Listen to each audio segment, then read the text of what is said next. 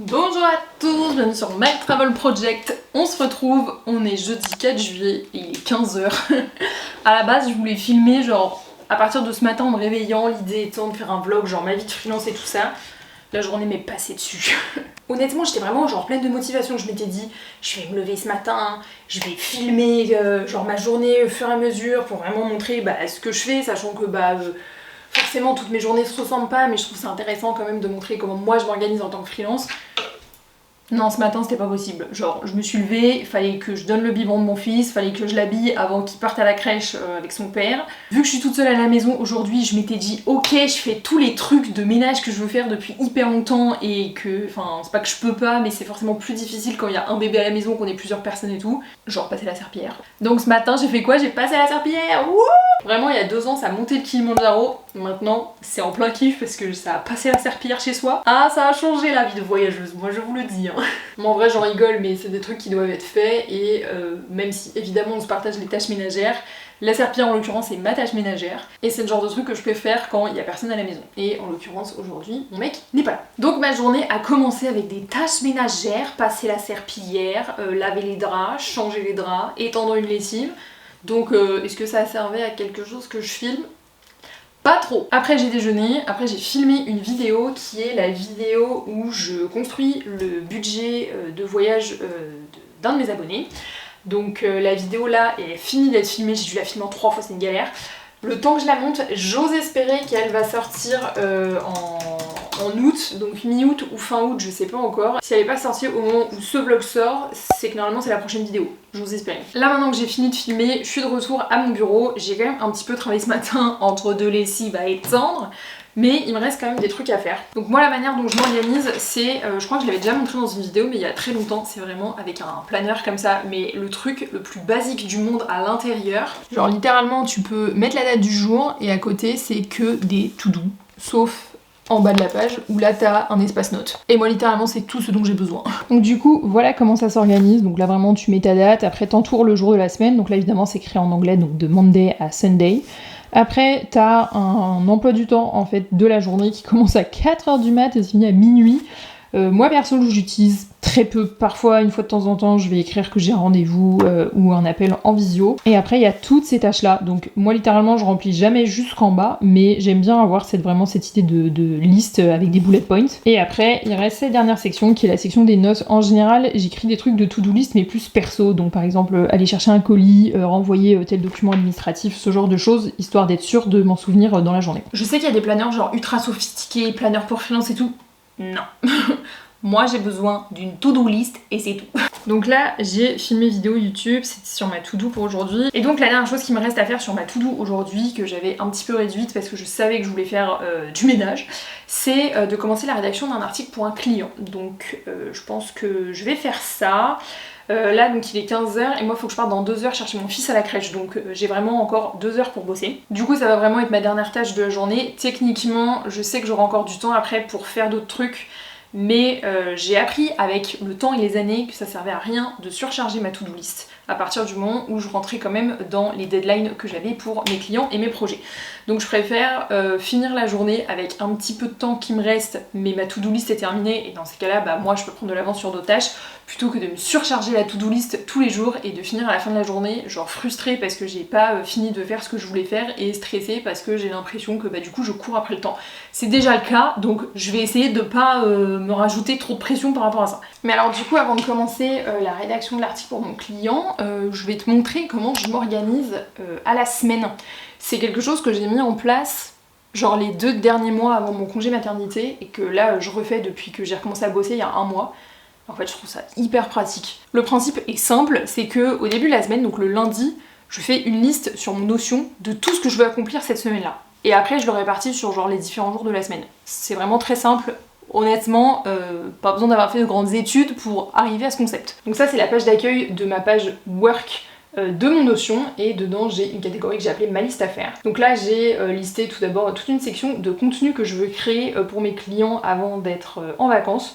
Donc notamment au moment du pont du 14 juillet et aussi à la fin de l'été au moment de mon mariage. Mais c'est surtout cette catégorie là, en fait la catégorie à faire cette semaine que je voulais te montrer. Donc ça c'est une to-do list hein, hyper basique, mais c'est vraiment tout ce que je voudrais accomplir dans la semaine. Donc c'est pas ce que je vais accomplir dans la journée, c'est vraiment dans la semaine, et tous les matins quand moi je fais ma to-do list, et ben je reviens voir ces différents objectifs et je me dis ok bah aujourd'hui je vais faire tel truc, je vais faire tel truc, je vais faire tel truc, et du coup au fur et à mesure de la semaine bah je coche des choses et c'est vraiment hyper satisfaisant. Ça permet d'abord d'avoir une vue globale sur sa semaine et ensuite de décortiquer en petites étapes, je trouve un peu plus digeste au fur et à mesure des jours. Et vraiment je trouve que je suis bien plus productive comme ça. Donc voilà pour un bout de mon organisation en tant que freelance, enfin en tout cas sur tout ce qui est to-do list, choses à faire dans la journée. Là je vais me remettre à mon bureau et je vais commencer la rédaction de l'article pour mon client.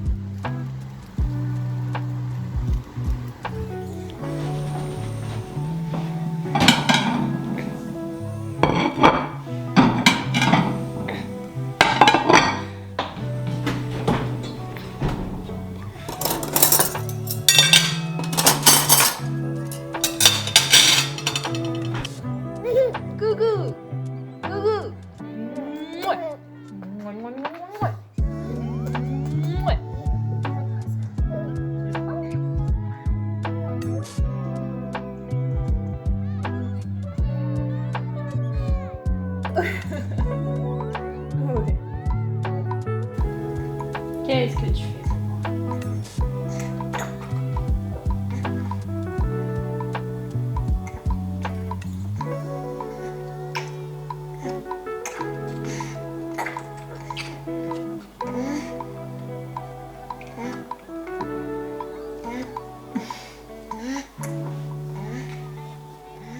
Donc là il est 19h45, je viens de coucher mon fils. Il est pas encore endormi, donc si tu entends des bruits derrière, c'est le babyphone. Là ce que je vais faire, c'est que je vais nous préparer des plateaux repas pour ce soir, parce que mon mec va bientôt rentrer du boulot. Et dépendamment de si mon fils veut bien dormir direct, je vais peut-être travailler, alors pas du tout sur des trucs de freelance, quoique peut-être un peu, je sais pas trop, mais sur des trucs pour notre mariage, qui est dans 1 mois et demi, et bah il y a plein de trucs qu'on doit encore gérer. Donc voilà le programme idéal de la soirée. Et est-ce que je vais réussir à faire ça? Ça dépendra de mon fils.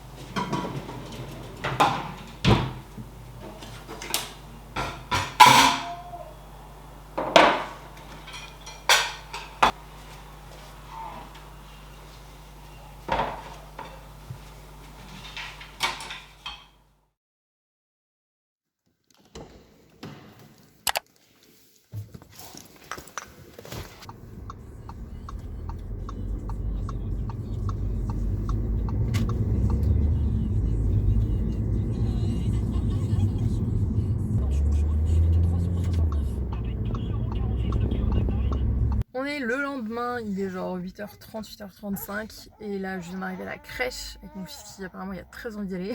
Donc je vais le déposer et ensuite on repart à la maison pour commencer la journée de boulot.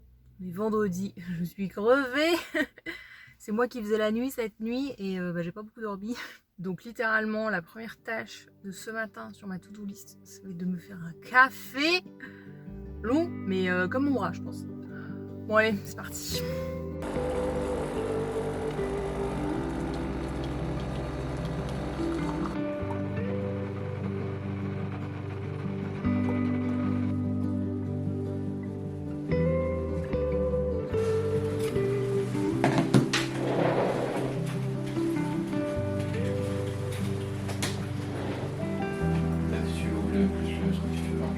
Ouais, non, ça va.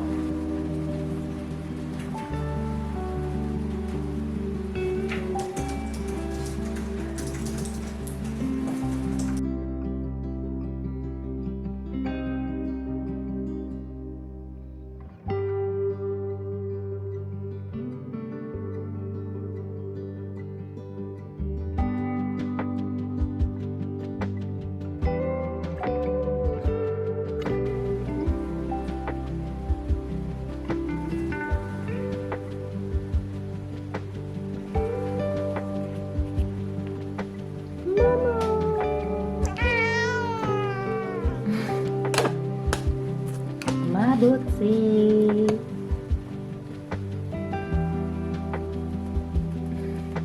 Et maintenant la dernière journée de la semaine commence, donc en général j'aime bien débuter ma journée avec des petites tâches pendant genre une demi-heure, enfin des trucs pas trop compliqués ni trop chronophages, histoire de mettre un peu dans le bain du boulot.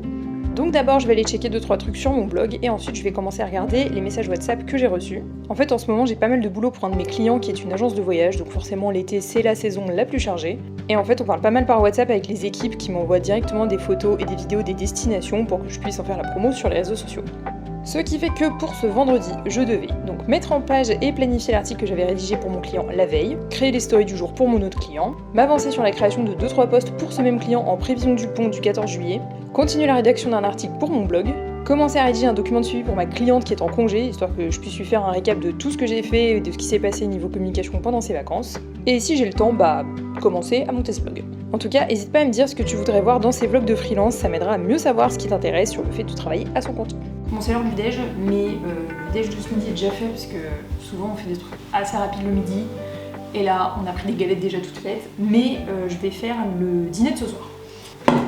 Donc en général, ce que je fais sur l'heure du déj, genre en gros entre midi et 13h30 on va dire, c'est on déjeune, on se pose un petit peu quand même, et aussi j'essaye de m'avancer sur le dîner du soir. En général c'est moi qui fais à manger parce que j'aime bien tout simplement. Et je trouve que comme ça le soir en fait j'ai moins de trucs à faire de ce genre.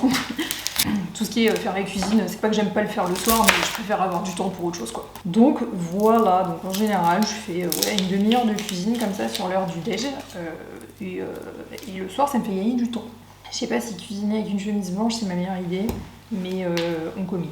Donc là j'ai bien avancé sur ma to-do list, j'ai bien avancé sur le montage de ce vlog, donc je suis assez contente. Et donc cet après-midi ce que je vais faire c'est que je vais sûrement continuer de créer des posts en avance pour mes clients, enfin mes 2 clients que j'ai en community management. Et ce qui est cool aussi, c'est que à partir du mois de septembre, normalement, je vais bosser sur deux contrats, enfin 2 projets avec ma pote Laura. Ma pote Laura dont je t'ai parlé 1 milliard de fois, qui retourne y vivre à Montréal. Et donc je vais sûrement bosser avec elle sur des missions de community management aussi, où en gros elle ferait de la délégation. C'est-à-dire qu'elle a un client avec qui elle a une mission un peu plus complète et elle me déléguerait une partie tout simplement par manque de temps. Donc ça c'est cool, c'est juste que moi j'avais pas trop envie de prendre des clients supplémentaires avant le mois de septembre, histoire de pas me surcharger non plus parce que j'ai quand même d'autres choses de prévues d'ici là. Mais en tout cas c'est cool, on en a parlé un peu prix, tarification, mission et tout ça, et je trouve ça sympa aussi de me dire que je vais peut-être pouvoir commencer à bosser avec mes potes, parce que finalement j'ai très peu de potes freelance, pour ne pas dire aucun, mis à part Laura. Et en vrai je trouve ça vachement cool aussi de pouvoir un peu discuter en fait avec des gens qui ont la même réalité que nous. Enfin, je pense que c'est comme quand t'es salarié en entreprise, au bout d'un moment, quand t'es sur un dossier qui te fait chier, ça te fait du bien parfois d'en parler avec tes collègues et de dire je bloque là-dessus ou ce genre de choses. Moi c'est la même chose, mais niveau freelance, que ça soit pour parler de problèmes que tu peux rencontrer, de difficultés que tu as niveau compétences, niveau prospection, tarification, enfin je pense que peu importe ce en quoi on est freelance, on est quand même tous confrontés au même problème à un moment donné. Donc moi évidemment c'est des trucs dont je parle avec Laura, mais c'est vrai que par exemple Laura et moi on n'a pas la même réalité, dans le sens où Laura elle est belge, donc elle est sous le régime belge. Je sais même pas s'il y a un régime auto-entrepreneur belge, mais dans tous les cas t'as bien compris, on n'est pas sur les mêmes réglementations parce que on vient pas du même pays. Et donc il y a forcément des sujets sur lesquels, même si on peut discuter et parler de nos soucis, nos problématiques par rapport à ça, on ne peut pas nécessairement se conseiller mutuellement sur tout ce qui est, je sais pas moi, fiscalité par exemple, tarification, marge, cotisation. Parce que encore une fois, on n'a pas les mêmes cotisations ni le même régime d'auto-entrepreneur. Mais là, ce qui est cool, c'est qu'il y a quelques mois, il y a une fille qui s'appelle Leslie qui m'a contactée sur LinkedIn. Et en fait, elle a créé un groupe de freelance à Saint-Malo. Et puis un bon groupe parce qu'apparemment ils sont quand même 30 dans le groupe. Et elle organise en fait des after-work avec des freelances genre tous les mois je crois, ou peut-être 2 fois par mois par exemple. Là ils en font 2 ce mois-ci et moi je vais au 2e parce que le premier je peux pas. Et donc ça va être mon premier événement de freelance avec d'autres gens à Saint-Malo, et je trouve ça cool parce qu'il y a genre 2 ans je crois, je m'étais inscrite, 2 ans ou 3 ans, 3 ans, je m'étais inscrite sur une plateforme qui s'appelait TPF, enfin Ta Pote Freelance, ça venait de sortir, la fille qui l'a créé, lui il venait de créer ça. En vrai c'était vachement cool parce que ça te permettait de rencontrer surtout des femmes, enfin d'autres filles freelance dans les environs de chez toi. Sauf que moi Saint-Malo, on s'entend que ce n'est pas la plus grosse métropole de France. Et donc j'avais rencontré une fille qui était techniquement pas de Saint-Malo mais genre pas très loin. Et c'était vachement cool, mais c'est vrai que finalement j'avais rencontré assez peu de monde et après finalement j'avais plus trop de temps non plus à consacrer à la plateforme, donc je m'étais désabonnée. Mais en vrai j'avais trouvé ça super intéressant et donc là je me suis inscrite pour le deuxième afterwork du groupe de freelance de Saint-Malo, donc je me dis que ça va être cool, comme ça je vais pouvoir rencontrer d'autres gens aussi, donc c'est pas mal. Et en vrai ça c'est vraiment genre le conseil que je pourrais donner si tu veux te lancer en freelance, c'est vraiment de chercher des gens qui ont la même réalité que toi, des groupes, des afterwork auxquels tu peux aller.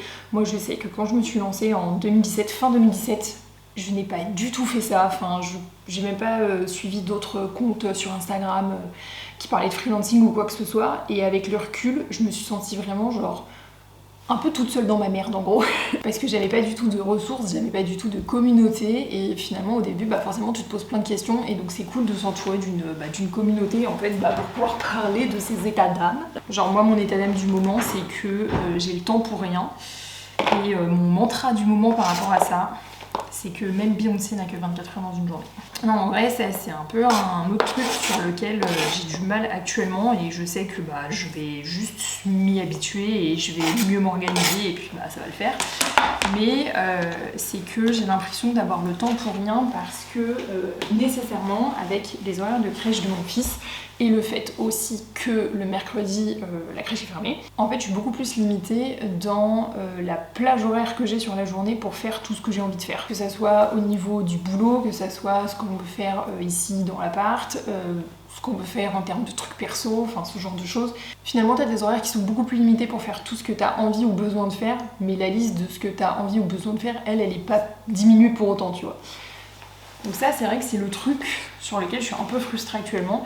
Je sais qu'après le mariage ça ira déjà un peu mieux parce que là aussi on a pas mal de trucs à prévoir pour le mariage, donc forcément ça allonge la liste. Mais bon, c'est comme ça, c'est une saison de la vie et toutes les saisons passent. Et alors tu me diras, techniquement, il y a plein de trucs que je peux faire même quand mon fils est revenu de la crèche. Oui, je suis totalement d'accord. Sauf que quand mon fils revient de la crèche, j'ai envie de profiter de lui et pas de passer mon temps à faire autre chose. Donc ouais, ça c'est un petit peu ma frustration du moment de pas réussir à faire tout ce que je voudrais, que ça soit au niveau boulot, au niveau perso. Mais j'essaye d'être un peu résiliente par rapport à ça parce que j'ai quelques problèmes à être résiliente à des moments. Et puis aussi je me dis ça fait que un mois que j'ai recommencé à bosser, donc faut aussi le temps que je reprenne le pli. Et puis au bout d'un moment je vais trouver une organisation qui me convient quoi.